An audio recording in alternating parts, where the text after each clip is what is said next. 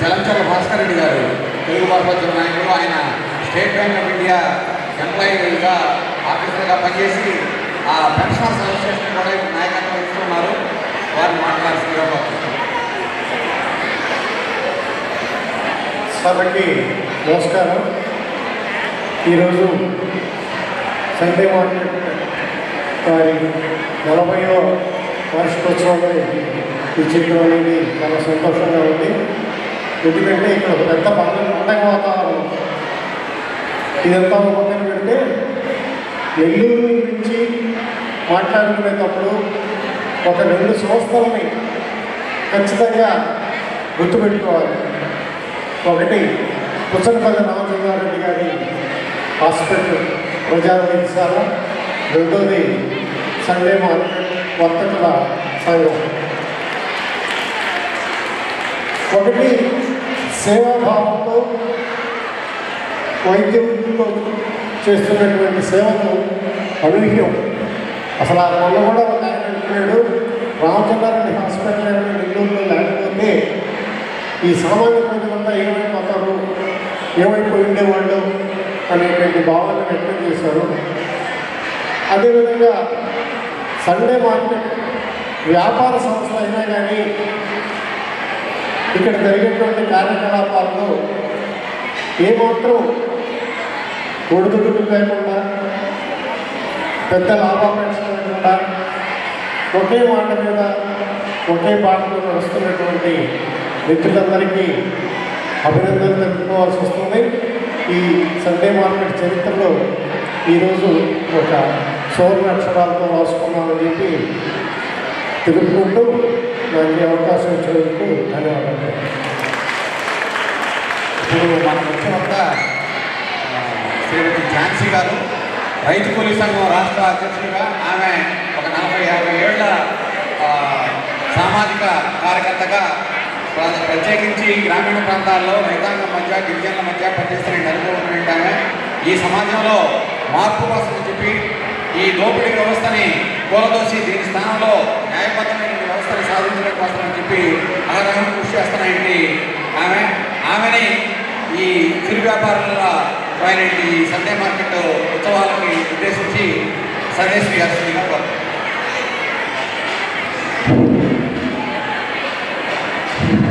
అధ్యక్ష, వేదిక మీద ఉన్నటువంటి పెద్దలు, అదేవిధంగా సండే మార్కెట్కి సంబంధించినటువంటి 40 సంవత్సరాల ఉత్సవానికి ఇచ్చేసినటువంటి సండే మార్కెట్ కుటుంబ సభ్యులు, పెద్దలు మరియు నెల్లూరు పట్టణంలో ఉండేటువంటి గౌరవనీయులు అనేక మందికి అందరికీ కూడా రైతు కూలీ సంఘం ఆంధ్రప్రదేశ్ తరఫున మొట్టమొదట నా అభినందనలు తెలియజేస్తూ ఉన్నాను.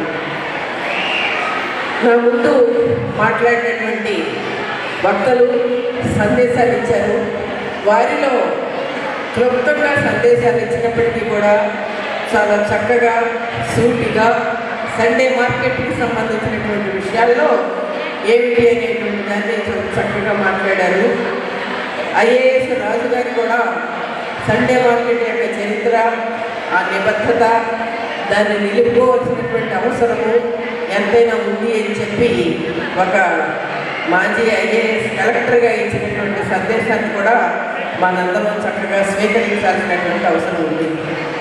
మరి నా ముందు మాట్లాడినటువంటి వాళ్ళు చెప్పారు, ఈరోజు సండే మార్కెట్ అంటే చిన్న వ్యాపారాలు చేసుకుంటున్నటువంటి ఒక దుకాణాల సముదాయానికి సంబంధించినటువంటిది. దీనికి సండే మార్కెట్ అనేటువంటి పేరు ఎలా వచ్చింది, వీళ్ళు ఎక్కడి నుంచి వచ్చారు, ఏ విధంగా తమ యొక్క వ్యాపారం కోసం అంటే బ్రతుకు తెరువు కోసం ఏ రకంగా ఎన్ని కష్టాలు పడి ఈరోజు నెల్లూరు నడిబొడ్డులో ఒక వాస్తవంగా తమ పొట్టపూటి కోసము, బ్రతుకు తెరువు కోసమే వ్యాపారం చేస్తూ ఒక సామాజిక స్పృహ కలిగినటువంటి సండే వ్యాపారస్తులందరూ కూడా ఏమున్నారు అనేటువంటి దాన్ని తీసుకోవాలి. ఒక విషయం తీసుకుంటే వ్యాపారం అనేటువంటిది 2 రకాలు.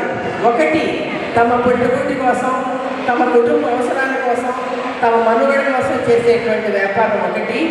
మరొక వ్యాపారం ఉంది, ఈరోజు ఒక పెద్ద పెద్ద వ్యాపారస్తులను చూస్తూ ఉంటే మొట్టమొదటి అతను పెట్టుకోవడానికి వస్తే ఎక్కడ తను పెట్టుబడి పెడితే ఏ విధంగా పెడితే ఎన్ని లక్షల లాభాలు వస్తాయి, ఎన్ని కోట్ల రూపాయల లాభాలు సంపాదించగలుగుతారు, ఆ లాభాలు సంపాదించుకోవడానికి కావాల్సినటువంటి పరిస్థితి, అనువైనటువంటి పద్ధతి ఈ వ్యాపారంలో ఉందా లేక ఆ ప్రాంతంలో ఉందా, ఎక్కడ ఉంది, ఎలా ఉంది అనేటువంటి దాన్ని లెక్కలు వేసుకుని ఆ వ్యాపారానికి కావాల్సినటువంటి పెట్టుబడి కూడా ప్రభుత్వ సంస్థల నుంచో లేకపోతే ఆయా బ్యాంకుల నుంచి కూడా అప్పులు తెచ్చుకుని మొత్తం ఏ విధంగా అతి తొందరగా కోటీశ్వరులో లక్షాధికారులు అయిపోతూ చేయాలనేటువంటిది అది ఒకటి. అది మన దృష్టిలో అది వ్యాపారం కాదు, సామాన్యమైనటువంటి ప్రజలని వాళ్ళ యొక్క అవసరాలు వాళ్ళ యొక్క పరిస్థితుల్ని దోపిడీ చేస్తూ దాని మీద లాభాలు స్వీకరించేది. ఉదాహరణకి ఈరోజు ఆరోగ్యం గురించి మీరు చూడండి. ఆరోగ్యానికి సంబంధించిన దాంట్లో ఇంతకు ముందు మాట్లాడేటువంటి ఒక మిత్రులు చెప్పారు. ఇక్కడ నెల్లూరులో సంబంధించినటువంటి దాంట్లో రామచంద్రారెడ్డి, డాక్టర్ రామచంద్రారెడ్డి వైద్యశాల, ప్రజా వైద్యశాల అంటే నెల్లూరులో ఉండేటువంటి పేద ప్రజలందరికీ కూడా వాళ్ళ యొక్క వైద్యాన్ని వీటన్నిటిని అందించేటువంటి సంస్థగా ఉంది. ఇలాంటి సంస్థలు ఈరోజు ఆంధ్రదేశంలో కానీ లేకపోతే భారతదేశంలో కానీ చాలా పొరబడిపోతూ ఉన్నాయి, తగ్గిపోతూ ఉన్నాయి. ఒక జలుబు చేస్తేనో లేకపోతే ఒక జ్వరం వస్తేనో లేకపోతే ఎక్కడైనా సరే చిన్న ఒక నొప్పి వచ్చి ఏదైనా సరే ఒక అనుమానంగా ఉంటే ఈరోజు ఉన్నటువంటి ఒకనాడు చెప్పుకుంటున్నటువంటి హాస్పిటల్స్ అన్నీ కూడా ఈరోజు కార్పొరేట్ హాస్పిటల్స్ అయిపోయి 1 లక్ష రూపాయలు కానీ లేక 2 లక్షల రూపాయలు కానీ ఖర్చు పెడితే తప్ప మీకు ఆ జ్వరము, జలుబు వాటి నుంచి బయటపడగలిగేటువంటి పరిస్థితి లేదు. దీన్ని ఏమంటామంటే వైద్యం అనేటువంటిది ఒక సేవ చేయాల్సినటువంటి సంస్థ, ప్రజలకు అందించవలసినటువంటి సంస్థ. దాన్ని ఈరోజు ప్రభుత్వాలు, పాలకులు అన్నింటినీ వదిలేసి మొత్తం విద్యారంగానికి సంబంధించిన దాంట్లో వైద్యానికి సంబంధించినటువంటి అక్కడ ఉన్నటువంటి కాలేజెస్లో కూడా సీట్లు అమ్ముకుంటూ అక్కడి నుంచి కూడా వైద్యం అనేటువంటి దాన్ని ఒక వ్యాపారం చేసుకుంటున్నాడు. కనుక వాళ్ళ దృష్టిలో, కార్పొరేట్ దృష్టిలో ఈరోజు ఒక కార్పొరేట్ హాస్పిటల్ పెట్టడం అంటే ఇక్కడ ఎంతమంది హాస్పిటల్ వాళ్ళు నాకు వస్తారు, ఎంతమంది పేషెంట్లు వస్తారు, చుట్టుపక్కల గ్రామాలకు సంబంధించినటువంటి వాళ్ళు ఎవరు వస్తారు నా దగ్గరికి, ఎవరు వస్తే నేను ఎన్ని లక్షల రూపాయల లాభాలు సంపాదిస్తాను, ఎన్ని కోట్ల రూపాయల లాభాలు సంపాదిస్తాను అని చెప్తున్నారు. అది ఒక వ్యాపారం, అది కార్పొరేట్ కంపెనీ యొక్క దోపిడీ. ప్రజలని, ప్రజా ఆస్తుల్ని, ప్రజల యొక్క ఆరోగ్యాన్ని దోపిడీ చేయడం కోసం పెట్టుకున్నటువంటి అదే ఈరోజు విద్యా సంస్థలు కూడా అదే విధంగా ఉన్నాయి. ప్రధానంగా మన దేశంలో, మన రాష్ట్రంలో ఏదైతే ప్రధాన రంగంగా ఉందో విద్య, వైద్యం అనేటువంటిది మొత్తం ఈరోజు వ్యాపారం సాగుతూ ఉన్నది. వ్యాపారం దేని మీద సాగుతుంది? ప్రజలకు కావాల్సినటువంటి విద్య, వైద్యం అనేటువంటి అంశాలని తీసుకుని దాన్ని దోపిడీ చేస్తూ దాన్ని పట్టుకొని మొత్తం ఈరోజు కోట్ల రూపాయలు, ఆ అంటే 1 కోటి, ఆ అంటే 2 కోట్లు, ఈ అంటే 3 కోట్లు, ఈ అంటే 4 కోట్లు, ఈ విధమైనటువంటి విద్యా విధానాన్ని ఈరోజు ప్రవేశపెట్టి సామాన్యుడికి విద్య కానీ వైద్యం కానీ అందనటువంటి ఈ పరిస్థితుల్లో ఉంది. అది ఒక వ్యాపారం. ఇంకా మిగిలినటువంటి వాళ్ళు చాలా మందిని చూస్తున్నాం. ఈరోజు మరి నిన్నగాక మనం చూస్తున్నటువంటి దాంట్లో మనకి అంబానీలు, ఆదానీలు వాళ్ళు నిమిషానికి 1 కోటి రూపాయలు సంపాదించే వ్యాపారాలు. అంటే మనందరం ఆలోచించవలసినటువంటి మిత్రులారా, ఈ వ్యాపారాల్లో వస్తున్నటువంటి లాభాలు ఎక్కడవి? వాళ్ళ శ్రమ నుంచి వచ్చినాయా లేకపోతే ఎక్కడి నుంచి వచ్చినాయి అనేటువంటి దాన్ని మనం పరిశీలిస్తే శ్రమ నుంచి కాదు, మొత్తం మానవుల శ్రమ 140 కోట్ల మంది చేసినటువంటి మానవ మేధో శారీరక శ్రమ నుంచి వాళ్ళు కోట్ల రూపాయల రోజులు సంపాదిస్తున్నారు. అది ఒక్కటే కాకుండా ప్రభుత్వ ఆస్తులు, ప్రజల ఆస్తులు ఎన్నో తరాలుగా 100 సంవత్సరాలుగా ఉండవలసినటువంటి ఆస్తులన్నింటినీ కూడా దోచుకుంటూ ఈరోజు వాళ్ళు కోటీశ్వరులు అవుతున్నారు. వాళ్ళు వ్యాపారస్తులు కాదు, వాళ్ళు దళారీలు కాదు, వాళ్ళు దోపిడీ దొంగలు, అలాంటి వాళ్ళు కూడా చేస్తున్నారు. కానీ మన దానికి సంబంధించిన దాంట్లో సండే మార్కెట్లకు సంబంధించిన దాంట్లో ఇది బ్రతుకు తెరువు కోసం, జీవనం కోసం చేసేటువంటి చిరు వ్యాపారం. అందుకనే మిత్రులారా, మీరు వ్యాపారం చేస్తూ ఉంటే వ్యాపారమే కాకుండా ఈ వ్యాపారంలో ఎదుర్కొనేటువంటి అనేక రకాలైనటువంటి ఒడిదుడుకులను ఈ 40 సంవత్సరాలుగా నిత్యం ఎదుర్కొంటూ వస్తూనే మీరు నిలబడ్డారు. ఆ ఒడిదుడుకులు సామాన్యమైనటువంటి కాదు. ఈ సమాజంలో ఉండేటువంటి పరిస్థితి ఏమిటి అని అంటే, ఏదైనా సరే ఒక వ్యవస్థలో కానీ, ఒక సంస్థలో కానీ, ఒక సమాజంలో కానీ ఒక 400 మందో, 500 మందో, 600 మందో ఒక 40 సంవత్సరాలు 50 సంవత్సరాలు కలిసికట్టుగా ఉంటూ ఒక ఆశయం కోసము, ఆశయం ఏదైనా కావచ్చు, తమ బ్రతుకు తెరువు కోసమైనా కావచ్చు, ఆ ఆశయం కోసం నిలబడి కలిసికట్టుగా ముందుకు వెళ్ళటం అంటే ఈరోజు సమాజంలో చిన్న విషయం కాదు.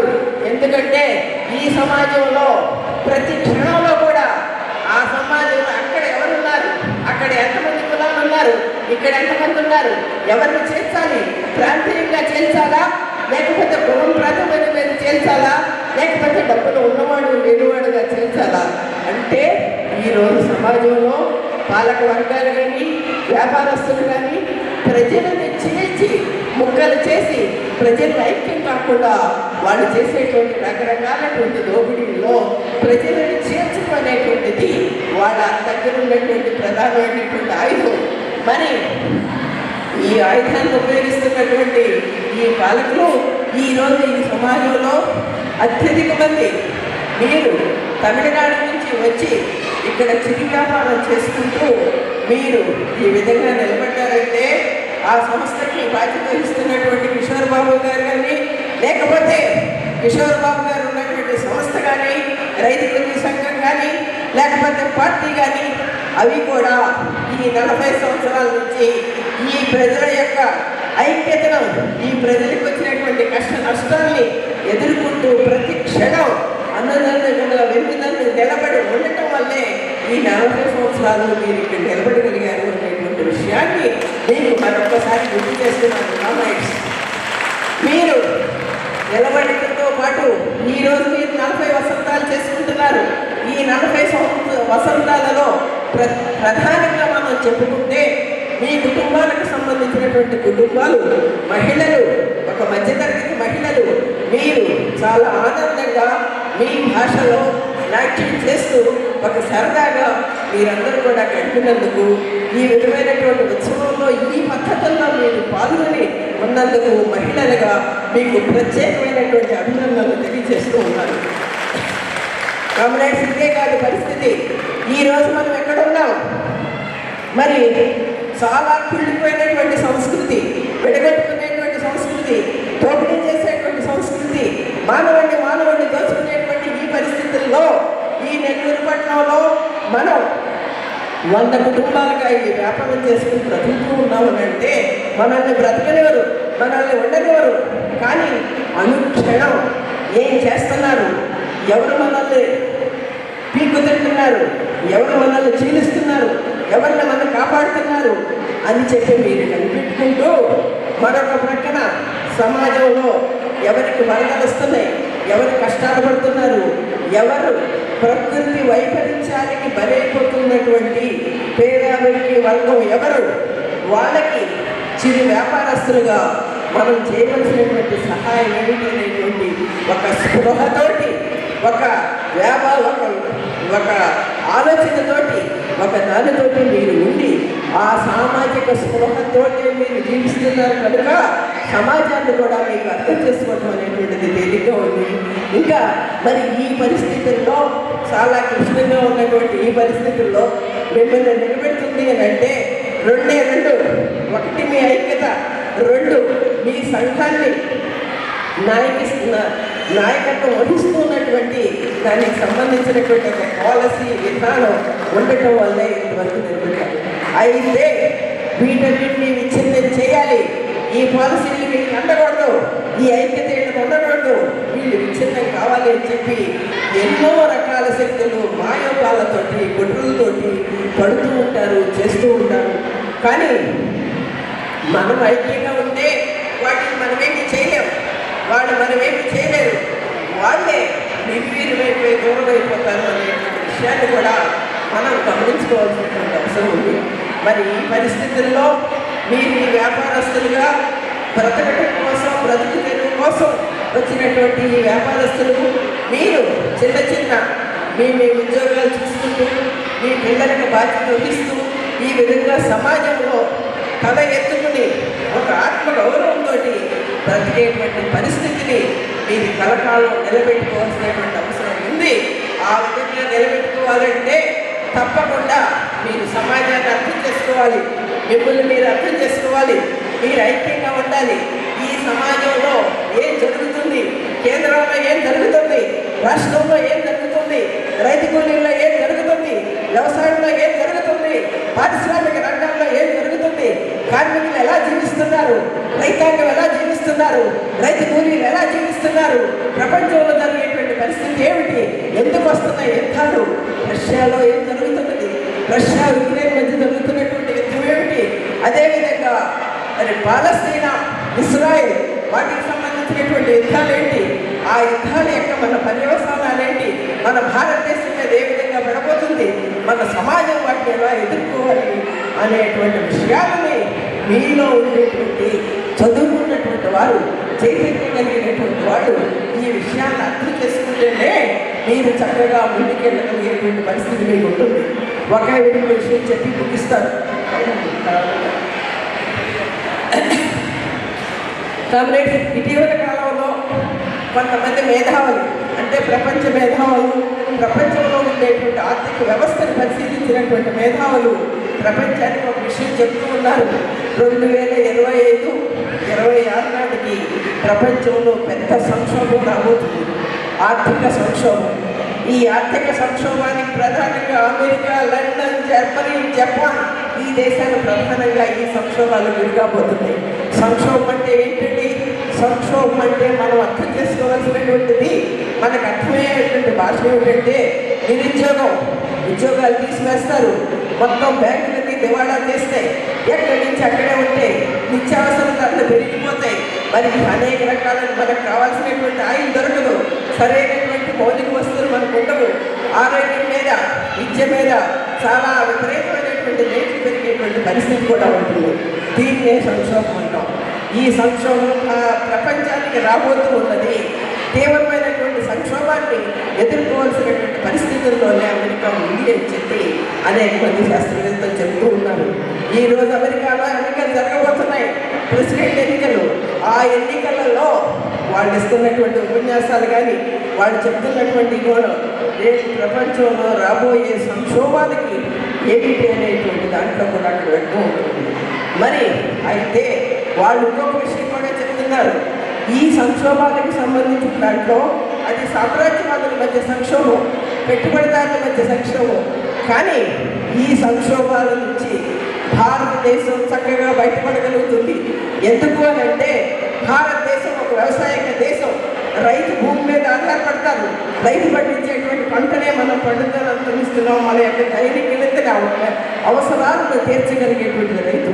కాబట్టి ఈ సంక్షోభం నుంచి దూరంగా ఉండి, ఈ సంక్షోభం నుంచి కనీసమైనటువంటి ఆకలి, ఆహారాన్ని తినగలిగి బయటపడగలిగేటువంటి పరిస్థితి భారతదేశం వంటి వ్యవసాయ దేశాలకు ఉంది. అయితే ఈ దేశాలు సామ్రాజ్యవాదులు ఏం చెప్తున్నారో, అమెరికా సామ్రాజ్యవాదులు ఏ విధంగా దాసోహం చెప్తున్నారో మన పాలకులకు, వాటన్నింటినీ పక్కకు పెట్టి నీ దేశాన్ని నువ్వు కాపాడుకో, నీ వ్యవసాయాన్ని నువ్వు కాపాడుకో, ఇక్కడ ఉండేటువంటి పరిశ్రమలను నువ్వు రక్షించుకోని చెప్తున్నారు. ఈ విధంగా చేయగలిగితేనే రేపు ప్రపంచంలో రాబోయేటువంటి సంక్షోభానికి మనందరం కూడా దూరంగా ఉండి మనకు మనం కాపాడుకోగలుగుతాం. ఏదైతే నిన్నగాక మనం వచ్చినటువంటి కరోనా కూడా ఇదే వాస్తవాన్ని తెలియజేసింది. షాపులు మూసేశారు, దుకాణాలు మూసేశారు, బట్టల షాపులు మూసేశారు, మొత్తం మూసేశారు. వలస కార్మికులకి ఎక్కడికో వెళ్ళిపోయారు, పంపించేశారు, ఎవరికి తిండి లేదు. కానీ మన దేశాన్ని కాపాడింది, మన రాష్ట్రాన్ని కాపాడింది, మనల్ని కాపాడింది వ్యవసాయం. కష్టపడి రైతు ఎండలో ఉండి పంట పండించి ఆ పంటను మనందరికీ అందించడం వల్లే జరిగింది అనేటువంటి విషయాన్ని మనం దృష్టిలో పెట్టుకోవాలి. అందుకనే కామ్రేడ్స్, మన దేశం చాలా సంపత్వంతమైన దేశం, చక్కటి భూమి ఉంది, జలవనరులు ఉన్నాయి, సముద్రపు ఒడ్లు ఉన్నాయి, అదేవిధంగా బ్రహ్మాండమైనటువంటి జీవనదులు ఉన్నాయి. కష్టపడి పండించగలిగినటువంటి రైతాంగం ఉన్నారు, తెలివితేటలు కలిగినటువంటి రైతాంగం ఉన్నారు. కానీ వీటన్నిటినీ కూడా మన దేశ యొక్క ప్రజల యొక్క అవసరాలని తీర్చేటువంటి విధంగా ఈ పాలకుల విధానాలు లేవు. అందుకే రైతాంగం ఎదురవుతున్నారు. గత 10 సంవత్సరాల నుంచి సుమారు 5-10 లక్షల మంది రైతులు ఆత్మహత్యలకు గురయ్యారు అంటే కారణం ఏమిటి? రైతాంగం తీవ్రమైనటువంటి సంక్షోభంలో పడింది. ఆ సంక్షోభానికి కారణం ఏంటి అంటే ఈ పాలకులు మొత్తం మన దేశంలో రైతులు పంటలు పండిస్తూ ఉంటుంటే వాళ్ళకు కావలసినటువంటి విధానాలను వీటన్నింటినీ పక్కన పెట్టి సామ్రాజ్యవాదులకి, వాళ్ళ తొత్తులకి, వాళ్ళ కంపెనీలకి కావాల్సినటువంటి విధానాలను చేయడం వల్లే ఈ రోజు రైతాంగం ఆత్మహత్యలు చేసుకుంటున్నారు. మేము రైతు కూలీ సంఘాలుగా, వ్యవసాయ సంఘాలుగా మేము డిమాండ్ చేస్తుంది ఈ పాలకులు ఒక్కటే, రైతుకు సరైనటువంటి మద్దతు ధర ఇవ్వండి. మద్దతు ధర ఇవ్వాలంటే మీరు సామ్రాజ్యవాదులతో చేసుకున్నటువంటి ఒప్పందాలని రద్దు చేయండి. మన దేశంలో మన ప్రజల యొక్క అవసరాలు తీర్చేటువంటి విధంగా మొత్తం ఈ వ్యవసాయాన్ని కూడా పెట్టాలి అనేటువంటి విషయాన్ని మనం తీసుకోవాల్సి ఉంటుంది. కనుక కామ్రేడ్స్, ఇక్కడ ఉండేటువంటి పరిస్థితుల్లో మన పాలకులు మన రైతాంగాన్ని, మన పరిశ్రమల్ని కాపాడటం కోసం ఏం చేస్తున్నారు అనేటువంటి విషయం చూడాలి. నిన్న కాక మన బ్రహ్మాండానికి వరదలు వచ్చినాయి. ఈ వరదలకి ఏం చెప్తున్నారు? ఎవరు కారకులు ఈ వరదలకి? దేవుడు కాదు, దెయ్యం కాదు, ఇంకొకరు కాదు, ఈ పాలకులే. గత 40 సంవత్సరాల నుంచి 45 సంవత్సరాల నుంచి చిన్న చిన్న ప్రాజెక్టులను పట్టించుకోకపోవటం, కాలువలను వదిలేయటం, పూడికి తిరిగిపోవటం, మురుగు కాలువలు పక్కన పెట్టేయటం, వీటన్నిటితో కూడా ఊహించిన విధంగా పాలకులు చేసినటువంటి పాపం వల్లనే ఈ రోజు రైతాంగం అంతటి వరదలకు గురయ్యారు. అదేవిధంగా విజయవాడ పట్టణంలో 16 నిమిషాలు మునిగిపోయారంటే చిన్న విషయం కాదు. వీటన్నిటికీ ఉన్నటువంటి కారణాలు పాలకులు ఏ మాత్రం కూడా వ్యవసాయం గురించి కానీ, దాని మీద ఆధారపడేటువంటి సాగునీరు కానీ, డ్రైనేజ్ కానీ, వీటికి కావాల్సినటువంటి వాటిలో ఏమాత్రం దృష్టి పెట్టకపోవటమే వీటన్నిటికీ కారణం. కనుక కాంగ్రెస్ మీరందరూ కూడా ఈ విషయాలన్నింటినీ పరిశీలించాలి. సామ్రాజ్యవాదులు ఎంత సంక్షోభంలో ఉన్నా, కార్పొరేట్లు ఎంత సంక్షోభంలో ఉన్నా, మన సహజ సంపదల్ని కాపాడుకోవడం కోసం బయట పోరాడుతున్నటువంటి రైతాంగంతో, గిరిజనులతో, రైతు కూలీలతో, కార్మికులతో అందరూ ఏదైతే పోరాటం చేస్తున్నారో, ఏదైతే ఉద్యమాలు చేస్తున్నారో ఆ ఉద్యమాలన్నింటికీ కూడా పూర్తిగా మీరు సహాయ సహకారాన్ని అందిస్తూ సమాజంలో జరుగుతున్నటువంటి అన్యాయాన్ని, దోపిడీల్ని మీరు అర్థం చేసుకుంటూ ముందుకు నడుస్తారని, బలంగా భవిష్యత్తుకు సంబంధించినటువంటి అడుగులు వేస్తారని, అప్పుడే సండే మార్కెట్ ఉండేటువంటి ఒక చరిత్రని మీరు నిలపగలుగుతారని ఆశిస్తూ నాకు ఈ అవకాశం ఇచ్చిన అందరికీ ధన్యవాదాలు తెలియజేస్తూ